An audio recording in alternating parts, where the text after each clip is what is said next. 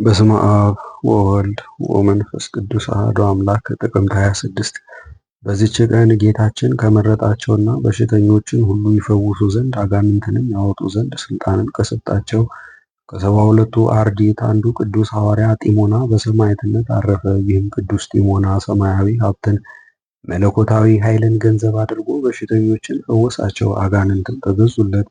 ክብር ይግባውና ጌታችን ኢየሱስ ክርስቶስ በሥጋ በምድር ሳለ አገለገለው።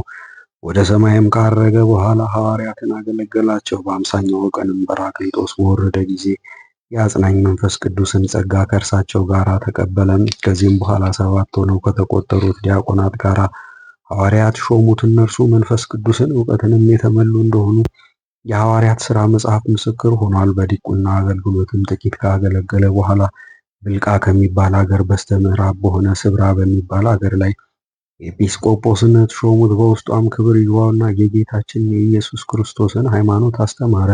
ከዮናናውያንና ከአይሁድም ብዙዎችን አጠመቃቸው። የዚያች አገር ገዥም ይህን በሰማ ጊዜ ቅዱስ ጢሞናን ይዞ ጽኑ ስቃይን አሰቃይቶ በእሳት አቃጠለው። በመንግሥተ ሰማያትም የሰማዕትነት አክሊልን ተቀበለ። ለእግዚአብሔር ምስጋና ይሁን። እኛንም በዚህ ሐዋርያ ጸሎት ይማረን፣ በረከቱም ከእኛ ጋር ትኑር ለዘላለሙ አሜን። በዚችም ቀን የጌታችን ወንድም ያዕቆብ የፊልጶስና የሰማዕት አግናጢዮስ መታሰቢያቸው ነው። በረከታቸውም ከእኛ ጋር ትኑር ለዘላለሙ አሜን።